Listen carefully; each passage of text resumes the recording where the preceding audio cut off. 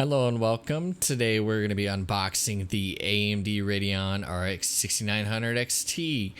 This particular card is by Sapphire. It's a Nitro Plus.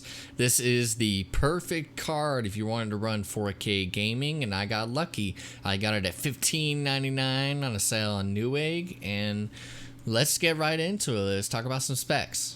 Now, first things first, the 6900 is set in between the GeForce RTX 3080 and the 3090.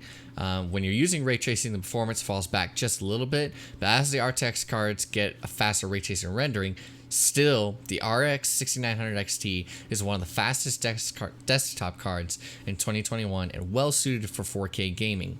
Now, you'll see here in a minute that this card is huge. Like, just take a look at it in my hands. Now look at that card. It is huge with a 256-bit memory speed, 16,000 megahertz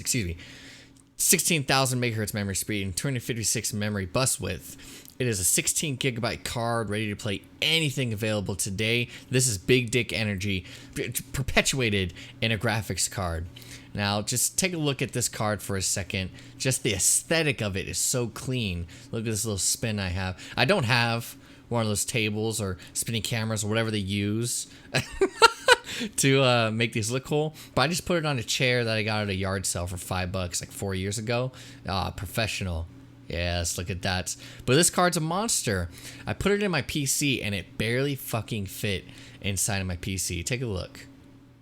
Now, I have a Leon Lee 2 case, and those of you that are familiar with it, it is not a little case by any means, and I could barely fit this motherfucker in here.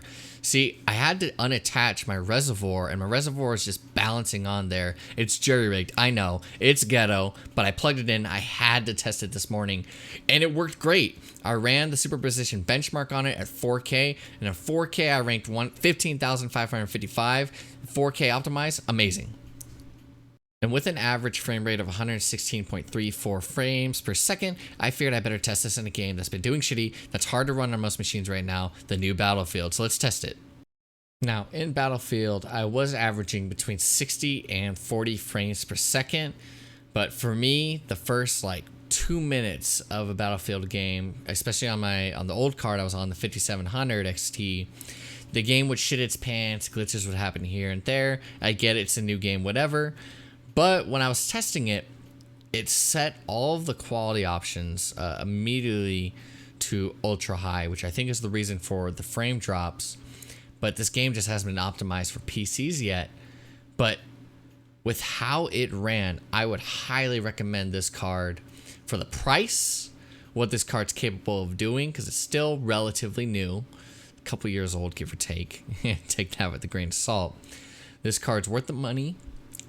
It's got a lot of value, it's got a lot of worth, it's got a lot of potential. This card's going to be a workhorse for you. And what I've noticed with this card, because I've played a couple of these games for a couple hours and I've looked at the temperatures, I barely get above 50 degrees Celsius, which it doesn't seem that good, but compared to the 5700 what I was running, it's perfect. Highly recommend it.